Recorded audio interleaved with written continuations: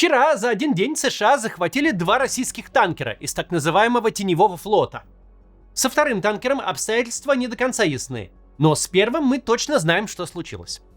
Судно Белла-1 зашло в Карибское море 20 декабря. Береговая охрана США потребовала остановиться для досмотра. Судно развернулось и уплыло в Атлантический океан. 30 декабря, когда преследование вовсю продолжалось, флаг на судне сменился российским. 31 декабря Россия направила официальную ноту США с требованием прекратить преследование ее судна, сменившего вместе с флагом и название на «Маринера». На помощь танкеру вышли несколько российских военных кораблей, включая подлодку. Вчера, 7 января, на борт российского танкера, успевшего к тому моменту оказаться между Исландией и Британией, высадился с вертолетов американский десант. Судно и экипаж были захвачены в присутствии российских военных кораблей. Те были рядом, но на помощь не пришли. Известно, что оба танкера участвовали в прорыве блокады Венесуэлы, установленной США. Американские власти сообщают о задержании экипажей обоих судов.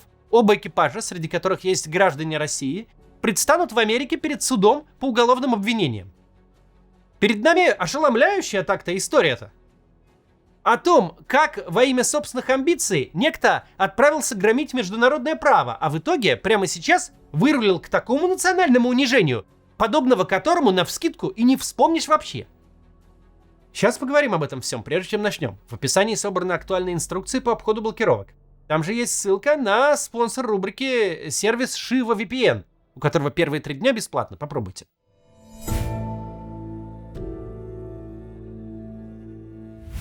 Вот смотрите, как развивалась ситуация. Российские танкеры попали под санкции. Значит, их больше нельзя страховать у нормальных страховщиков. В законной международной торговле сырьем их больше нет. Что ответил на это Путин? Примерно следующее. Вертел я ваши законы, нормы и правила. Мы просто скупим танкеры под списание, а таких в мире полно, застрахуем их не пойми где, повесим на мачты флаг одного из государств, где судовой реестр до сих пор ведется клинописью, и будем возить нефть куда хотим и как хотим. Тьфу на вас. Ну да, мы теперь вне закона. И что? А что вы нам сделаете? Будете каждую ржавую посудину под санкции загонять? Да прежде чем вы успеете новые санкции обсудить и принять, мы еще в 2 раза больше таких купим. Тьфу на вас еще раз. Как ни крути, не существует легальной возможности повлиять на государство, действующее вне закона. Хоть ты 10 раз закон поменяй, хоть 10 пакетов санкций введи, не поможет. Пытаться законными методами воевать с теневым флотом все равно, что вводить торговые регламенты для наркоторговцев. Они преступники, им закон о защите прав потребителей не писан. Однако даже нарушители играют по каким-то правилам. Кому не нравятся цивилизованные законы, тому придется соблюдать порядки преступного мира. Те же наркоторговцы не переживают об инспекторах Роспотребнадзора, не соблюдают нормы хранения лекарственных препаратов, их не парят повышение НДС и сокращение упрощенки. Но если они продолбают нормы по сдаче выручки, если попробуют обмануть старших товарищей, то тоже получат своего рода санкции. Не штраф и не доначисление налогов, а перелом основания черепа. Законопослушные граждане живут по правилам. Преступный мир тоже живет по правилам. Нельзя жить в обществе и быть свободным от общества. Это до предела инфантильная мечта. Просто правила разные. Российское начальство удобно устроилось. Вот мы, мол, будем торговать нефтью подпольно. И что вы нам сделаете? Очень хорошо. А если США займутся в вашем отношении пиратством, то что вы сделаете им?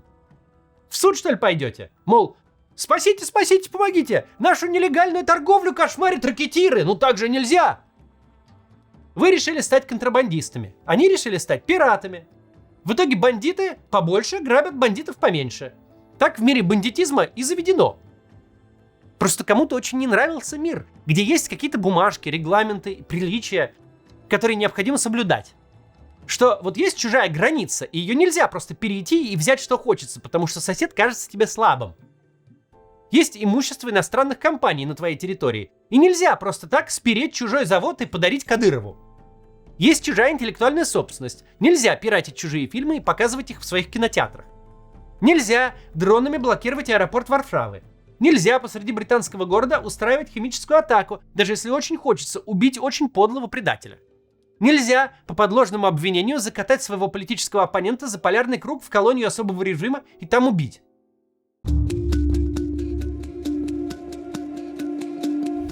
После роликов о Мадуро кое-кто поторопился записать нас в сторонники Трампа и права сильного. Ничего похожего. Мы прекрасно понимаем, с каждым днем, с каждым такого рода фокусом мир все ближе к мировой войне, и нам это очень не нравится. Печально, что памяти человечеству хватает лишь на пару поколений. Вот только-только умерли старики, которые своими глазами видели, к чему приводит праздник непослушания. Только-только от нас ушли солдаты Второй мировой. И снова начинается выяснялово. У кого где сфера влияния, кто самый крутой парень на селе. Снова у разных персонажей зачесалось мировой порядок менять. Не хочется делать вывод, что человечеству обязательно нужно раз в столетие положить миллионов так 200 жизней, чтобы заново осознать ценность правил, приличий и международных договоров, прав человека и всего вот этого. Не хочется делать вывод, что руины городов на фото никого не впечатляют. Все хотят посмотреть своими глазами. Не хочется верить, что уходящие за горизонт кладбища устаревают, как прошлогодний смартфон, и человечеству нужно регулярно их обновлять. Но очень похоже, что так, к сожалению, и есть. Нет сомнений, эти старики-разбойники, что наш, что американский, носятся сейчас по всему миру с канистрой бензина и зажигалкой. Если их не остановить, они в очередной раз спалят нам планету. Не о чем тут спорить. Когда старик-разбойник посильнее начинает раздавать люлей более хлипким коллегам, неважно, Мадуро или Путину, глобально в этом нет ничего хорошего. Собственно, так и выглядит мировая война. Разные упыри принимаются делить сферы влияния, обнаруживают, что сферы эти накладываются друг на друга, и начинается большая резня. Если в наших рассуждениях и слышно злорадство, то оно исключительно ситуативное. Занятно наблюдать за персонажами, которые столько сил положили к разрушению устойчивого миропорядка, а теперь вдруг с изумлением обнаруживают, что потолок падает непосредственно на их глупые головы. Но не бывает такого на свете, что государства-контрабандисты есть, а государств-пиратов нет. Закон природы такой. Где есть теневые торговцы, там появляются те, кто теневых торговцев грабит. Могли ли мы вообразить себе такую новость сколько-то лет назад? Не какие-то сомалийские пираты, а настоящие прям американские военные взяли и захватили российский танкер под российским флагом с российским экипажем и российской нефтью. А сейчас это произошло. Аж 2 корабля за день. И все потому, что Владимиру Путину не сиделось на жопе ровно, не торговалось нормально нефтью, не жилось спокойно с самым близким соседом. Скучно было бесконечный поток бабла просто так получать. Скучно было жить по правилам. По тем самым правилам, которые обеспечивали богатство и личную безопасность. Движухи захотелось. Но вот те движуха. Американцы захватывают твои танкеры. Есть идеи, что с этим делать? Может быть, с учетом всего, что случилось за первую неделю года, хотя бы из-под коряги вылезешь? Скажешь что-то? Смешную шутку свою выдашь? Каков будет наш асимметричный ответ? Ведь все происходящее максимально демонстративно. Моряки вывесили на судне российский флаг, предполагая, что он их защитит. А американцы не впечатлились. Судно вместе с флагом захвачено. Российским морякам предъявлено уголовное обвинение. Неужели в отместку американское судно захватите? Ведь такое оскорбление нельзя спустить. Путин целые города с лица земли за меньшее стирает. Но все понимают, ничего такого не будет. Духу не хватит прыгнуть на американские суда. Видимо, придется выражать глубокую озабоченность, прям как эти, значит, слабые, никчемные европейцы, которые озабоченностью отвечали и на захват Крыма, и на бомбы по Мариуполю. Так вот, европейцы-то отличаются. Они якобы слабые, но кроме озабоченности, они еще и худо-бедно оружие Украине дали, чтобы отбиться. А Путин о своем союзнике Мадуро, оказавшемся в СИЗО Нью-Йорка, и слова доброго не сказал. Или вот возьмем европейского лидера, Фридриха Мерца, например. Классический скучный политик, связанный миллионом правил и компромиссов. Мастер обтекаемых фраз. Но что было бы, если бы американцы захватили судно под флагом Германии вместе с немецкими моряками? Можно ли представить, что в такой ситуации Мерц даже не вышел бы с обращением? Что, просто проигнорировал бы самый настоящий акт национального унижения? Путин же буквально в мае блестел как медный самовар. До глубокой ночи держал журналистов и весь мир в тревожном ожидании. Теперь же его макают лицом в помои. Говорят, да плевать мы хотели на твой флаг. Кого ты можешь защитить? А он молчит. Вся нынешняя война в Украине, все, что наша страна пережила за 4 года, случилось только для того, чтобы безо всякого путинского слова нигде в мире муха не смела пернуть. Чтобы он рулил всеми на правах самого отмороженного. Но оказывается, что в игру эту может играть не только он. И когда в нее включается самый главный отморозок, для отморозка российского начинается год унижений.